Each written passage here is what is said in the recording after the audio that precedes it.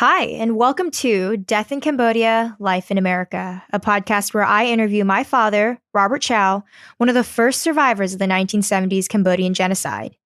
He survived the killing fields, navigated through the jungles of Thailand, and escaped to America to build an empire in the donut industry.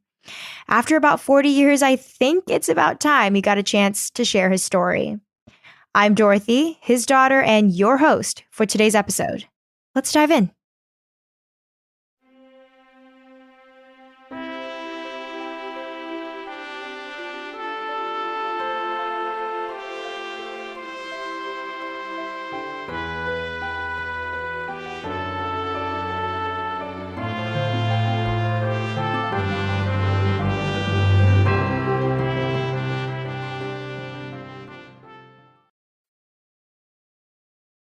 Hello, everybody, and welcome back to another episode of Death in Cambodia, Life in America. Last episode, we spoke with Robert about his experience about a group member that ended up dying. He had to bury that friend, and then last he checked on him, the body was no longer there. We're still in the jungle, and so after that experience, Bob, what was next? Well, I went back to try to looking for the body, not looking for the body. We passed by there and then I just, take a look, but the body wasn't there. I think the animal, they just eat it, take it, So it's only probably just the clothes. Its clothes is still there. So I think, I cannot say anything. We just keep quiet. But in my mind, in my heart, I think one of us is going to end up like this. That's in my mind. It just sooner or later. Because we see people missing, getting less and less every day. The only thing I know, it's only my group, 20, 30 people in my group. And the other group, I don't know. I don't know how many people that missing and die or tortured or killed. But in my group, we're getting less people and die almost every day. I have a question. You don't know the reasons for why they're dying. I mean, it's probably just similar to what happened to the guy you knew, just either starvation, overworking, lack of water, lack of nutrition, right? Yes. I think that plus I think they probably kill you. I mean, if they want to kill you, they kill you. So I don't know, but I can see people getting less and less in 6 months. Mm-hmm. So I think most of them probably die in, starvation, sick, malaria, in the forest. I expect that all of us, one of these days, is going to be gone. Probably the next 10 months or the next 6 months. It really depends on how strong you are, how lucky you are. Mm-hmm. And so that day, I just continue to work, walk, sometimes it just, you have no energy, but you just have to force yourself, try to, do the best you can so they don't torture you. So we finished that day. So the next day, just go back to the same place, continue to clear up the jungle. So in my group, this guy, we start working. We start at 6 o'clock that day early. So they woke us up at 5 o'clock. So you walk maybe 1 hour to the workplace. And we start clear the jungle and all of that. So lunchtime, sometimes they let you have a break, which is lunch, not much to eat, but, called lunch. So most of us, I think, try to go find rat, whatever we can kill, whatever we can find, fruit, anything, strawberry, raspberry, whatever the fruit that available in the jungle. So at this point, they don't feed you rice, soup, chuk anymore? No, still feed you the rice soup. But still no rice. No, that's not enough. That's water. Not enough. Yeah, no, we're hungry all the time. Yeah. So we always do that. Sometimes lucky, I got rat, sometimes I got, we find snake, How did you hunt for it? With your, shower, they got a knife, okay. machete, and like I say, they don't give you knife. Everyone that give, maybe in your group there, they trust maybe 2 or 3 people. They give like 3 knife. So we can go out there with the guy. He's hungry too. He want to cut something to eat. So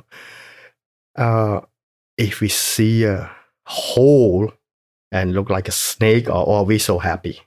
We don't care that's a poison thing. Most of them is a cobra. That, most of the time it's a cobra. But we're so happy if we see anything, we just so happy. It's food. That's in our mind. It's food. We really want to fulfill our stomach. Cobras aren't they poisonous? Very poisonous. But you know what? We don't even think about the poisonous. We're just thinking about, hey, I want something to eat. So this guy here went separate way. He went, I believe, with another guy. But I think he must be eat something. It was a fruit, something. It's that's what the guy that went with him told us. I did eat 2. He said I just eat 1, but this guy was so hungry. He just kept eating so much. And then when he came back, so after 30 minutes, so it start working again, and probably around maybe 1 o'clock, and then cleared the bush next to me. He told me, he said, "Hey, I'm not feel too good. My head is just spinning." I said, "Feel dizzy." Dizzy, and then he sat down, and for 15 minutes to half an hour, and then he was lay down on the ground. And then I look at it, the bubble from his mouth, it's coming out like foam. And then he foam, yeah. And then his eye is just like turn white, it just like flip it. Go up, yeah. Go up. And then, so I called the guy next to me. I said, "Hey, this guy sick pretty bad. I think, maybe we should call let us guard the soldier know. Most of the soldier that guard us, most of them is female, less than 28 years old, start from 14 to 20.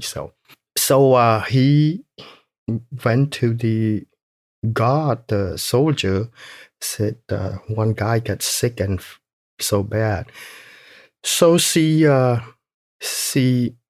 came and looked at the guy and didn't give any impression that she gonna try to help this guy at all. Just look at him and just told us that me and the other guy said, "Okay, just take him away from the workplace and let him just take him, go over about 1,000 yards from the workplace. So just let him lay down under the tree.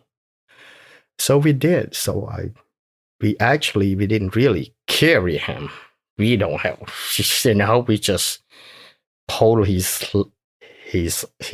arm, and the other guy pull his arm and drag him into 1,000 yards, and he was still breathing, but I think I can see he have a tough time to breathe. Mm-hmm. Mm-hmm. That's why his eyes just like he tried to fight to get oxygen, and the eyes just flip it over. Mm-hmm. Nothing we can do. So we just drag him and let him lay down under that tree there. And we walk back, and then I just sit there and just try to ask him. I said, "You okay?" He couldn't really. Maybe he didn't hear me, or he maybe unconscious already.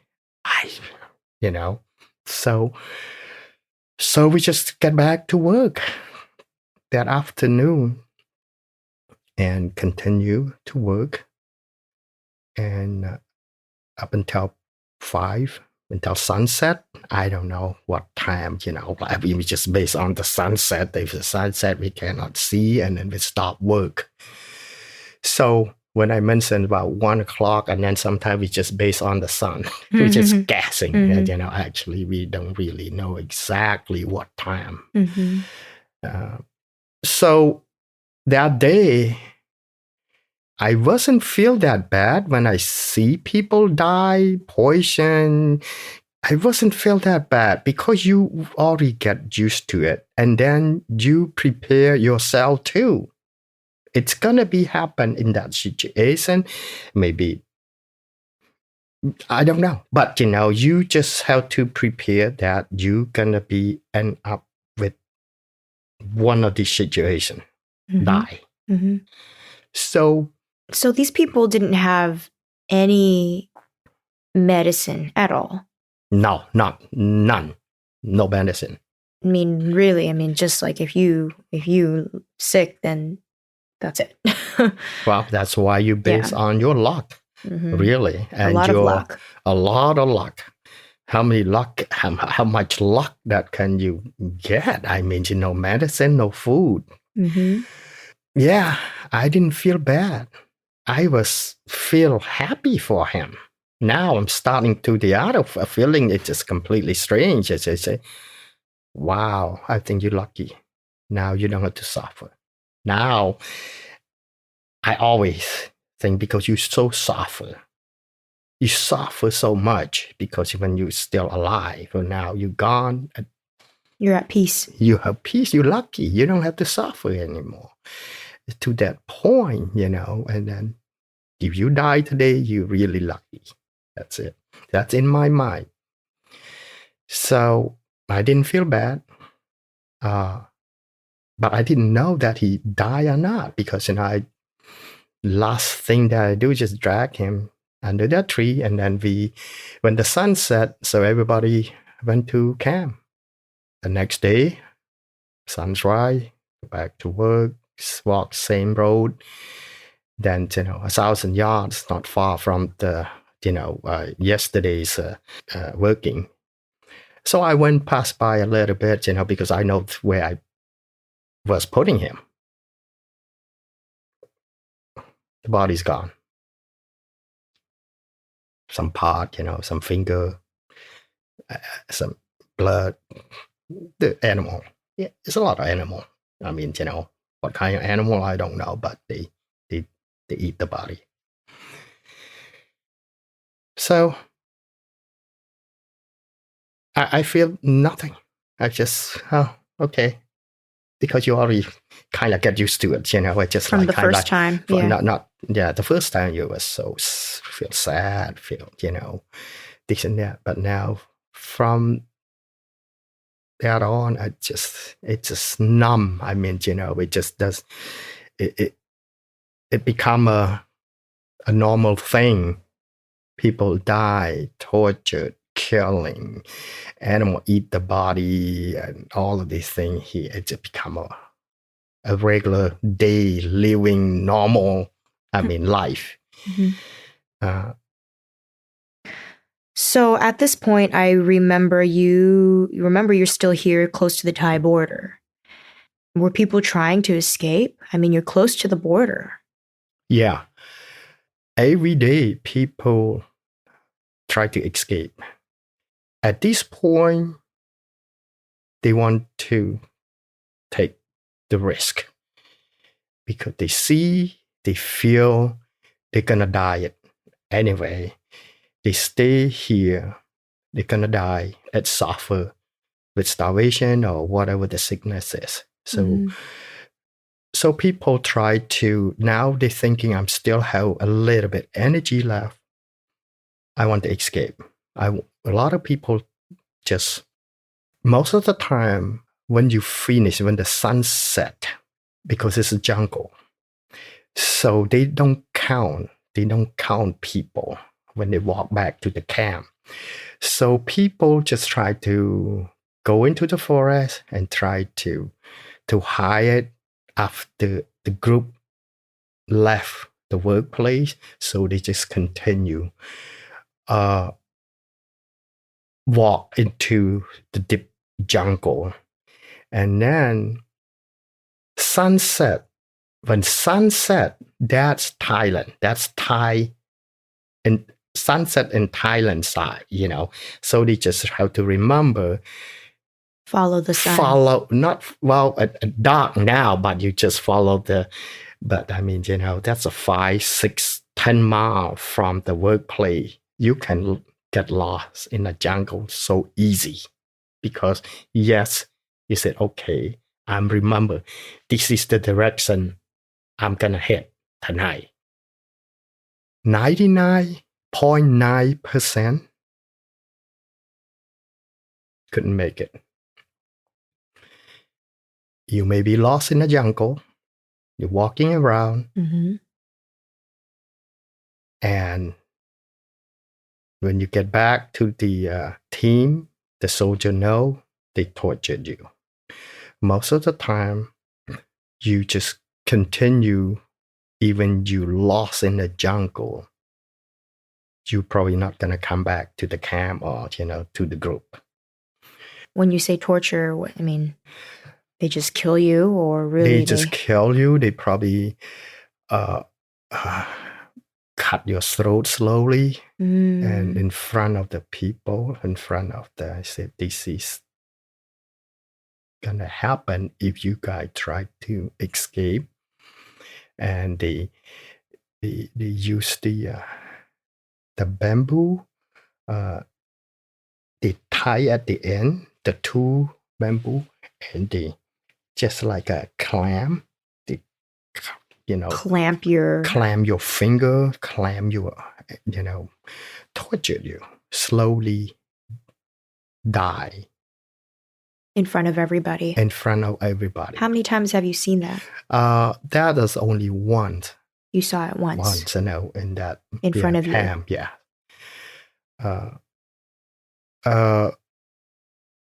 They have landmine all over the, next to the border.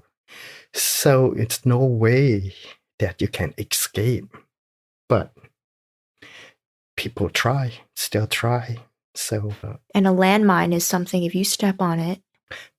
Sometimes it just cut your leg. You not die, it depends on how you step on it, actually. But that even worse, because you that's just slowly, plus when the explosion, happen, the soldier will go and check, see what. So if if you're still alive, they kill you, yeah. Yeah, if you want to step on a mine, you'd rather be safe 100% or just completely dead. Yep. Either way, if they find you, if you go back, I mean, you're going to die either way. Anyway. So, but I think, that's why I see in 6 months, people, it's less and less. People escape, die. And you hear these mines going off every day. Every day. One or twice. Because it's so quiet. I mean, mine, it's very loud though. They lay their landmines not just close to the border, and in maybe about a couple miles from the border too. It's not like right on the border. Right. So before that, so they knew that people try escape because they knew it's hard to live with this government. Sometimes I really think about like what's going through the head of the Khmer Rouge soldiers. How can they? I mean, I understand that it's about brainwashing, but I don't know, man. Maybe I'm just not in that position where I feel like I could ever even do that to another person. But like to be brainwashed so deeply that you can torture and still think that it's okay. I don't know. That's why all these soldiers, 10, 12, 14 years all old. Younger than you. Oh, yeah. And then no education. They cannot read and write. Most of them cannot read and write. They just listen from the people up there and tell, this is what your job. This is what you do. If somebody not listen to you, just kill. Just, Mm-hmm, mm-hmm. I mean... And so I remember you saying that, okay, all these people were organized in different groups all throughout Cambodia, different camps. Different camps, some better than others. Yes. And are they listening to one main person that disperses the message to tell them what to do, or no? I mean... What my experience, this group like control our group, let's say 10 people, 10 soldiers, and they have another commander that above them tell them what to do. From that on, I don't know. They must be reported to somewhere, but I think they didn't really organize really well. Right. That's why after these 10 soldiers and report to the next level, that next level very powerful. I think they can probably change, do whatever they want. However they feel. However they feel, they want to. We just like animal. Just animal.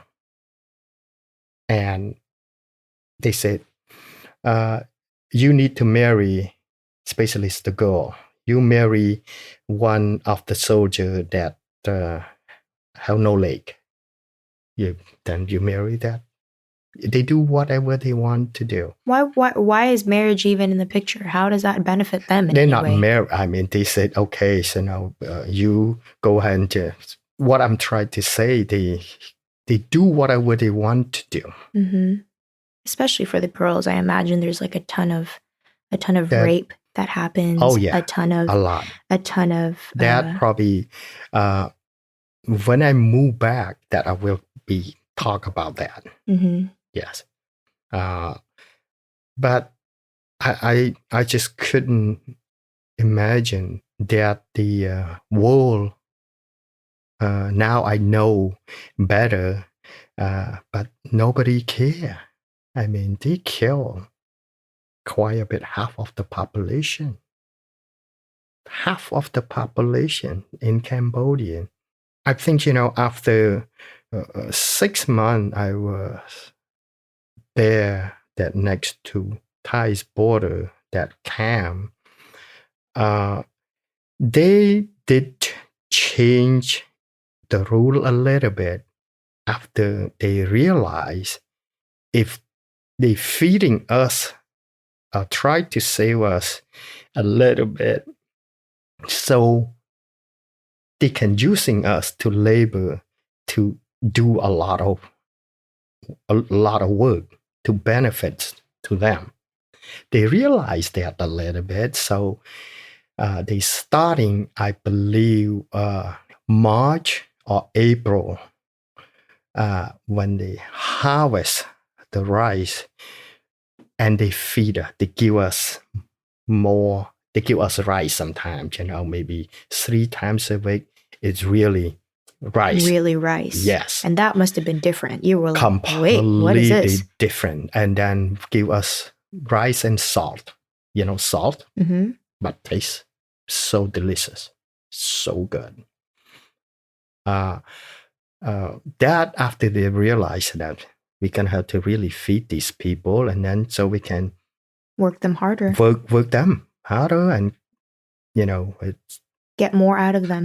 Get more out of them. Yes. Otherwise, you can have no people to clear the jungle, no people, plant the rice.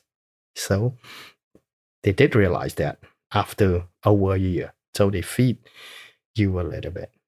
So you must have felt throughout this time, and even moving forward, like how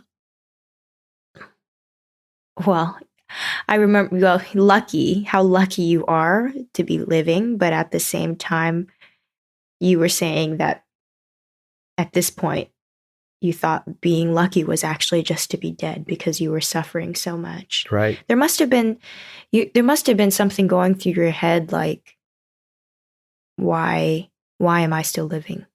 Yes. I really pray. I don't want to just kill myself, but I just hope that one of these, I just don't want to live anymore because it's too suffer, too hard.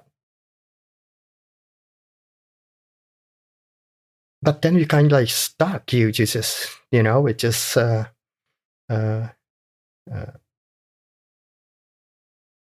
you feel like, your friends die left and right. Then you feel so happy for them to the point that living is no meaning anymore. I mean, it just suffer, wake up 5 o'clock, sunrise, go to work and no food, and come sunsets and come. What's the purpose of living? I mean,